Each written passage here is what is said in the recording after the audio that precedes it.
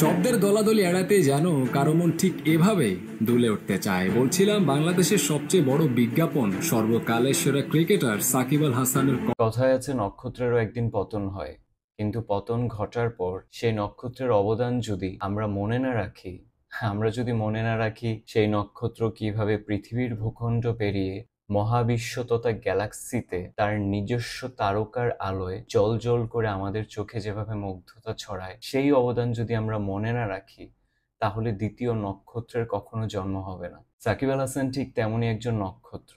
তিনি হচ্ছে মানুষ হিসেবে আমাদের চোখে নক্ষত্র।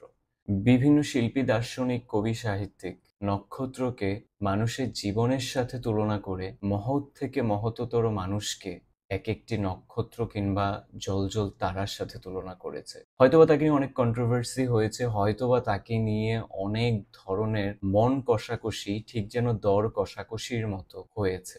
প্রত্যেকের মনে, প্রত্যেকের ঘরে, প্রত্যেকের দুয়ারে একটা নাম সাকিব আল হাসান হাজারো বার উচ্চারিত হয়েছে, হাজারো রকম প্রশংসার ঘোরে। আমি সাকিব আল হাসানের আজকে রিটায়ারমেন্টের নিউজটা দেখার পর আমার কাছে মনে হয়েছে যে মানুষটা দীর্ঘ 18 বছর বাংলাদেশকে ক্রিকেটে অসাধারণ যত অ্যাচিভমেন্ট বলা যেতে পারে সেই অ্যাচিভমেন্টগুলো যিনি দিয়েছেন, তার এরকম মনস্তাত্ত্বিক কিংবা দৈহিক যে আত্মপ্রকাশ ছিল সেই রকম কখনো আমাদের 90s-এর জেনারেশন যারা ক্রিকেটকে দেখে বড় হয়েছে কিংবা ফলো করেছে, আমাদের মাঝে যে ক্রিকেটের প্যাশন আছে, কখনো পাড়ার মাঠে, কখনো গলিতে গলিতে ব্যাট কিংবা বল পেলে আমরা যেভাবে হাতে নিয়ে একটা বল হলো খেলে ফেলি, তাদের জন্য এই রকম দৃশ্যপট সত্যি দেখার জন্য আমরা হয়তোবা প্রস্তুত ছিলাম না। সাকিব আল হাসান নিঃসন্দেহে বাংলাদেশের poster boy, brand ambassador of the cricket. অসংখ্য দেশে তিনি অসাধারণভাবে বাংলাদেশকে বিভিন্ন আঙ্গিকে রিপ্রেজেন্ট করেছেন। হয়তো অনেক নেগেটিভ কন্ট্রোভার্সি থাকবে নিঃসন্দেহে, এবং অনেক পজিটিভ অ্যাচিভমেন্টও আছে তার নিঃসন্দেহে, কিন্তু ব্যক্তিগতভাবে আমি আমার জায়গা থেকে একটা দেশের নাগরিক বলি, সাকিব আল হাসানের অবদান কখনোই ভুলবো না। আজকে সত্যি কথা বলতে at a certain point I fell so emotional যে এই মানুষটাকে হয়তোবা আর কিছুদিন পর 11 জনের যে স্কোয়াডটা থাকে যারা মাঠে নামে, সেই মাঠে 75 নাম্বার যে জার্সিটা, সেটা আর কখনো দেখা হবে না। চোখ দিয়ে হয়তো ক্যামেরা লেন্সে খুঁজে বের করবো না যে বিপরীত দলের যেমন গ্রেট প্লেয়ার আছে যাদেরকে অসংখ্যবার ক্যামেরা লেন্সে ফ্রেম বন্দি করা হয়, তেমনি আমাদেরও একজন আছে যাকে আমরা যখন সাময়িক সময়ের জন্য ক্যামেরার লেন্সে ফ্রেম বন্দি অবস্থায় দেখি, তখন আমাদেরও ঠিক বুকের মাঝে মনের অজান্তে গর্বে নিজের দেশের প্রতি বিন্দুমাত্র ভালোবাসা বৃদ্ধি পায়। যারা আমাদেরকে অসংখ্যবার হাসতে শিখিয়েছে, তেমনি কাঁদতেও শিখিয়েছে। কিন্তু ভাই, আমরা তো বাঙালি, যখন পরবর্তী খেলা হয় ঠিকই টিভি সেটের সামনে লুকিয়ে যে রিমোটটা দিয়ে চ্যানেলটা অন করে দেখি যে আমাদের দেশ, আমাদের প্রিয় টাইগার্সরা কেমন খেলছে। একটাবার যদি আবার ভালো খেলে ফেলে না ভাই, বিশ্বাস করেন আমরা তখন গর্বে হাততালি দিয়ে চোখের কোণে এক ফোঁটা জল জমিয়ে বলি, সাবাস বাঘের বাচ্চা।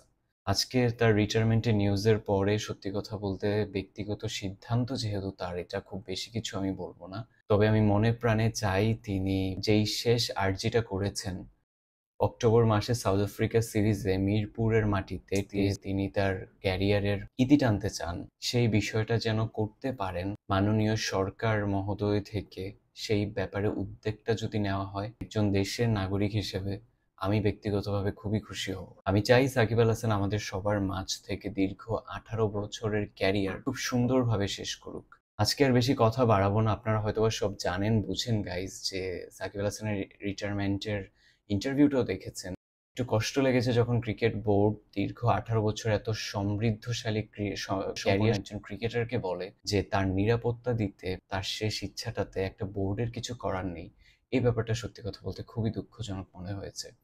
মনে প্রাণে চাইব সরকার থেকে উদ্যোগ নিয়ে ক্রিকেট বোর্ডের পৃষ্ঠপোষকতার ফলে সাকিব আল হাসান যেন সম্মানের সাথে আমাদের সবার চোখে মধ্যমণি কিংবা তারা হয়ে রিটায়ারমেন্টে পৌঁছাতে পারেন। বাঙালি হয়েছি তো চুতিয়া যেন না হই, অবদান যেন না ভুলি। বাই দ্য ওয়ে গাইজ, যে চ্যানেল থেকে হচ্ছে আজকে আমরা ভিডিওটা দেখবো, সেই চ্যানেলের নাম বলে দিচ্ছি। চ্যানেলের নাম হচ্ছে স্পোর্টস বি। Definitely আমি description box এ link দিয়ে দিব। They have provided some extraordinary contents. You can say it's also like a documentary regarding a cricketer's entire career. So খুব সুন্দরভাবে তারা entire ক্যারিয়ারটাকে পোর্ট্রে করে একজন ক্রিকেটারের। সো ওখানে সাকিব আল হাসান ছাড়াও মাশরাফি, তামিম ইকবাল, মুশফিকুর রহিম, মাহমুদুল্লাহ রিয়াদ থেকে শুরু করে কিছু গ্রেট মানুষের ভিডিও আছে। আমার কাছে পার্সোনালি খুবই ভালো লেগেছিল। আই থট যে আজকে তোমাদের সাথে সেই ভিডিওগুলো দেখা উচিত, স্পেশালি সাকিব আল হাসানেরটা, বাকিগুলো আমরা পরে দেখব। এবং ডেফিনেটলি তোমরা কমেন্ট বক্সে জানাবা যে সাকিব আল হাসানের রিটায়ারমেন্টের ব্যাপারে তোমাদের কি মতামত। সে তো চাইলে আরো 2 বছর খুব সুন্দরভাবে খেলতে পারতো। So let's get started. চলো ভিডিওটা একসাথে দেখি।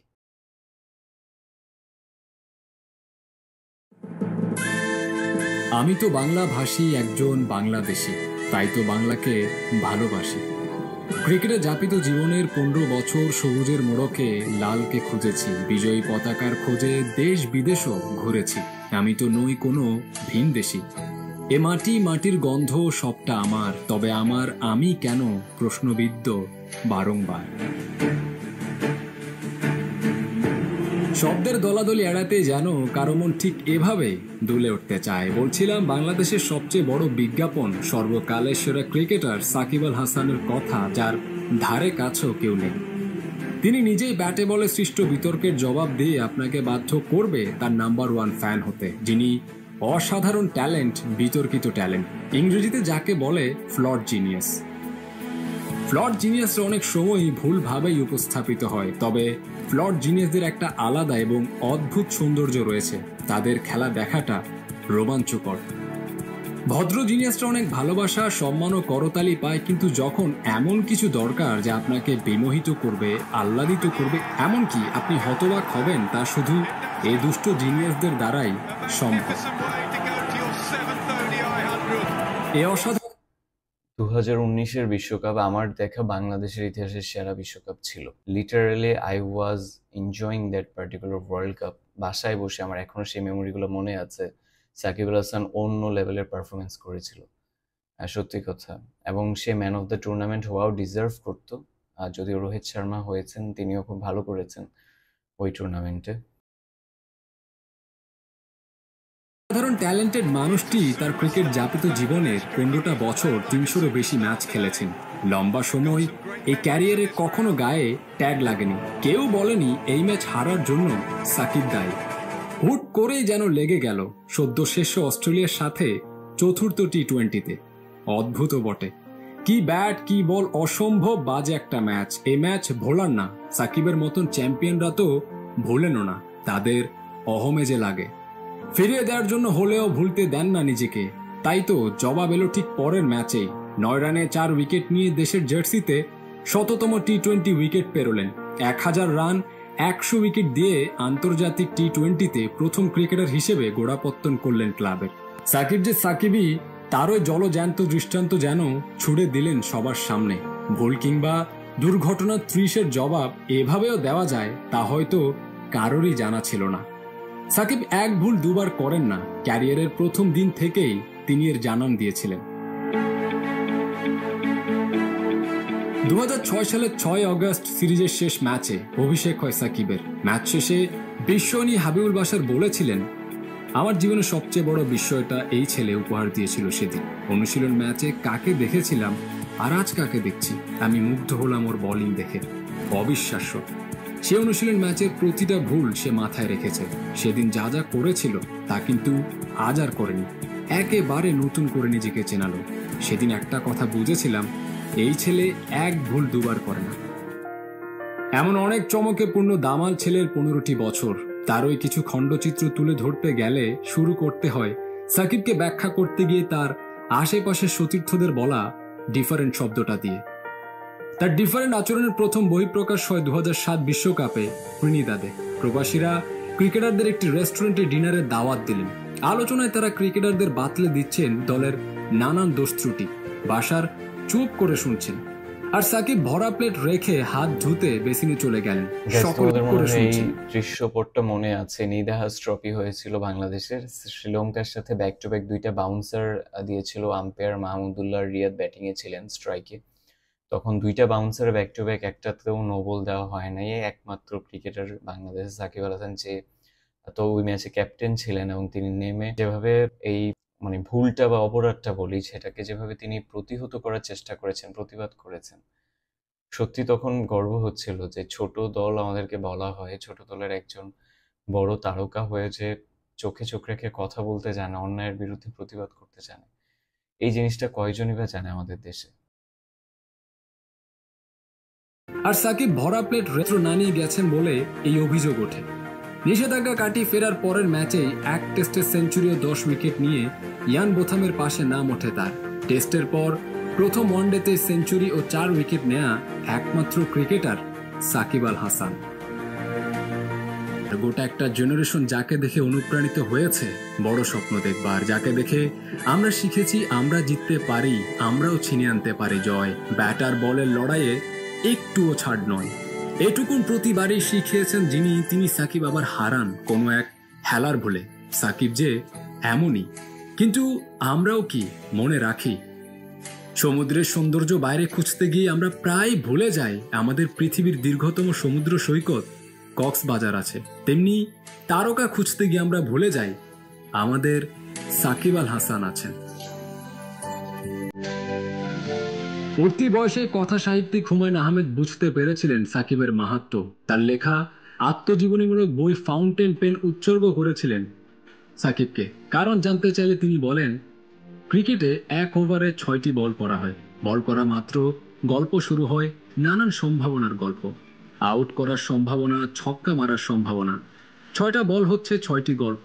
আমার কাছে সাকিবকে এই গল্পের সংকলন মনে হয়। তিনি আরো বলেন, সাধারণ বল পয়েন্ট কলমের কালি শেষ হয়ে গেলে আর লেখা যায় না, কিন্তু ফাউন্টেন পেনের কালি শেষ হয়ে গেলে আবার কালি ভর্তি করে লেখা যায়। সাকিব হচ্ছে আমাদের ফাউন্টেন পেন। সবাই থেমে গেলেও সাকিব থেমে যায় না। ছেলেটা অদম্য, অফুরন্ত। সেই ডিফারেন্ট সাকিবকে মানুষ বুঝতে ভুল করে বারবার। 2014 টি-20 বিশ্বকাপের পর বিদেশিদের পাওয়ার বোঝাতে বলেছিলেন, ইংল্যান্ড অস্ট্রেলিয়ার ক্রিকেটাররা বেড়ে ওঠার সময় পুষ্টিকর খাবার পায়। ব্রেকফাস্টে ডিম, দুধ, অরেঞ্জ জুস বাধ্যতামূলক। সে সাক্ষাৎকারের পর মূল কথাটা বোঝার চেষ্টা না করে রসিকতার নাম হয়ে গেল অরেঞ্জ জুস। তখনই আক্ষেপ করে বলেছিলেন, এদেশের মানুষ আমার কথা কখনোই বুঝবে না। সত্যিই তো, এদেশের মানুষ সাকিবকে পুরোপুরি বুঝলো কই। ধাক্কাটা মনের ভাষা ভাষা শব্দে লুকায়িত অনুভবগুলোই যেন সুর তুলে ওঠে হৃদয়ের রঙ্গানে। ওরা মনের গোপন চেনে না, ওরা হৃদয়ের রং জানে না। ওরা মনের গোপন চেনে না, ওরা হৃদয়ের রং জানে না। তুমি চিরদিন ভীষণ কঠিন, তোমার ঘর ভেসে যায়, ওরা মুখ দেখে বুঝতে পারে না। ওরা এমন কেমন বোঝে না, ওরা আসল কারণ খোঁজে না।